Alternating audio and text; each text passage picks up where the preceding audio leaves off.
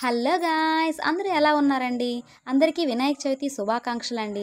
ముందు వీడియోలో చెప్పినట్లుగా మా మండపం అయితే చాలా చక్కగా అయితే తయారు చేసాం. స్వామివారు అయితే వచ్చేయడానికి రెడీగా ఉన్నారండి. పూజ కూడా సిద్ధం చేసాం. మా ఇంట్లో అయితే మట్టి వినాయకులు అయితే తయారు చేస్తారండి. మా తాతయ్య అయితే మట్టిని తీసుకొచ్చి వాటిలో ఒక అచ్చులో వేసి స్వామివారిని అయితే మట్టి విగ్రహాలు అయితే తయారు చేస్తారు. మా ఊర్లో కూడా చాలామంది ఈ విగ్రహాలు తీసుకెళ్ళి పూజ చేస్తారు. మా ఇంట్లో కూడా పూర్వకాలం నుంచి ఈ మట్టి వినాయకుడికే పూజ మాత్రం చేస్తామండి. చూసారా చక్కగా అచ్చు అయితే ఎంత బాగా వచ్చిందో. మా ఇంట్లో బుజ్జి వినాయకుడు అయితే రెడీ అయిపోయారండి. ఈ వినాయకుడికి మేము కూడా పూజ చేస్తామండి. పూజకి అన్నీ కూడా సిద్ధం చేసామండి. పొద్దున్నే లేచి స్నానం చేసి అన్నీ రెడీ చేసి స్వామివారికి అలంకరణ చేసి పూజ అయితే పూర్తయిపోయింది. ఈ సంవత్సరం అయితే మా ఇంట్లో పూజ అయితే ఈ విధంగా రెడీ అయిందండి.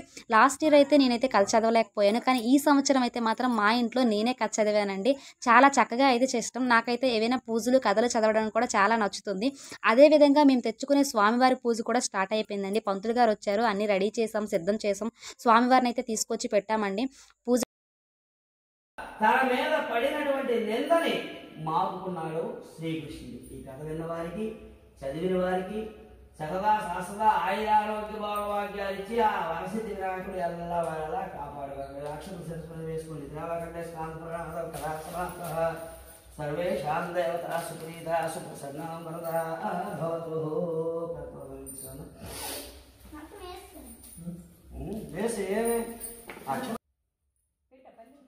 చూశారు కదా, పూజ అయితే చక్కగా పూర్తయిపోయింది. మంగళహారతి కూడా ఇచ్చారండి. స్వామివారు అయితే చక్కగా అందరికీ ఆయుర ఆరోగ్యాలు ఐశ్వర్యాలు ఇవ్వాలని కోరుకుంటూ మేమైతే స్వామివారికి నమస్కారం అయితే చేసుకున్నామండి. మా ఊర్లో వినాయకుడికి, మా ఇంట్లో వినాయకుడికి ఈ విధంగా పూజలు అయితే జరిగాయండి. మీలో కూడా గణేష్ పూజ ఎలా జరిగిందో చెప్పండి. చక్కగా మీరు కూడా గణేష్ పూజ చేసుకోండి. ఎటువంటి ఇబ్బందులు సమస్యలు తెచ్చుకోకుండా మంచిగా అయితే మట్టి వినాయకుడిని మాత్రమే పూజించండి. ఎందుకంటే మట్టి వినాయకుడిని పూజించడం చాలా శ్రేష్టమైనది. అది అన్ని విధాలుగా మంచిదండి. పర్యావరణాన్ని ఎంతో పరిరక్షణగా చూస్తుంది కాబట్టి మీరు కూడా మట్టి వినాయకుడిని పూజించాలని కోరుకుంటున్నానండి.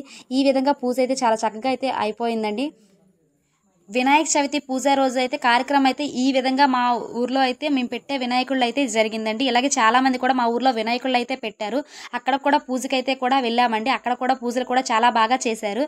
ఇదే విధంగా వినాయక చవితి అయిన తర్వాత 5 రోజులు అయితే స్వామివారిని అయితే ఉంచామండి. పొద్దున్న సాయంత్రం అయితే స్వామివారికి పూజలు చేశాము.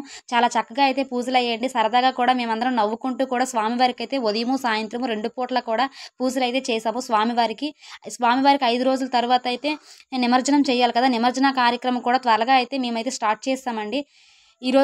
ఈ రోజుతో 5 రోజులు కూడా పూర్తయిపోయిందండి. అందుకే స్వామివారికి నిమజ్జనం అయితే నిశ్చయించుకున్నాం. స్వామివారికి అయితే ఈ రోజు కూడా సాయంత్రం పూజ చేసి స్వామివారిని కదిలించి అయితే నిమజ్జనానికి అయితే స్టార్ట్ చేసామండి. ఈ నిమజ్జనం కూడా అందరూ వచ్చి చక్కగా అయితే స్వామివారికి పూజించి అక్షంతలు అయితే తలపైన వేసుకుని, ఇగోండి స్వామివారిని చూడండి ఎంత బుజ్జిగా ఉన్నారు. మా స్వామివారు అయితే నిమజ్జనం కోసం ముందుగా వెళ్ళిపోతున్నారు. చక్కగా డీజేలు కూడా పెట్టారండి. డీజే ఊరంతా ఊరేగిస్తూ, అంటే ఊరేగించడం అంటే పెద్దగా ఏం లేదు, నార్మల్గా మేమైతే చేతితో పట్టుకునే స్వామివారిని ఊరేగింపనైతే చేసాము. కానీ డీజే కూడా పెట్టాము. మా ఇంటి ముందే చెరువు ఉంటుందని చెప్పాను కదా, ఆ చెరువు దగ్గరికి అయితే వినాయకుడిని అయితే ఊర్లో నడిచి అయితే తీసుకొని వచ్చామండి.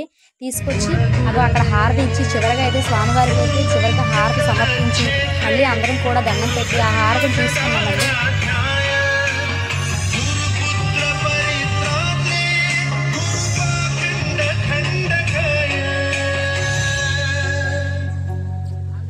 చివరగా స్వామివారికి అయితే మంగళహారతి అయితే నివేదన అయితే చేశామండి. స్వామివారికి ఆ మంగళహారతి ఇచ్చిన తర్వాత మేము కూడా చక్కగా తీసుకున్నాం. స్వామివారి నిమజ్జనం కోసం అయితే చాలామంది వచ్చారండి. ఈ కార్యక్రమం కూడా చాలా చక్కగా అయితే జరిగిందండి. చూసారా కదా, మా ఊర్లో వినాయక చవితి మేము పెట్టే వినాయకుడి పూజ అయితే చక్కగా అయితే జరిగింది. మీ ఊరిలో మీరు పెట్టే వినాయకుళ్ళు పూజా కార్యక్రమంలో నిమజ్జన కార్యక్రమం ఎంతవరకు వచ్చిందో చెప్పండి.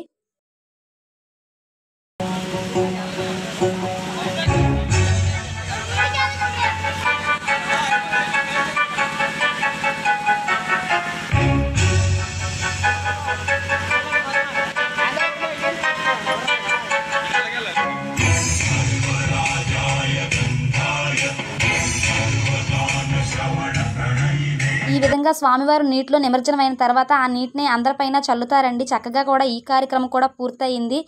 ఈ గణేష్ చతుర్థి అనేది మళ్ళీ సంవత్సరం నాడు కదా, చక్కగా అందరూ బాగుండాలని స్వామివారికి దండం పెట్టు కోరుకుంటున్నామండి. ఓం గణేశాయ నమః. See you. Bye bye.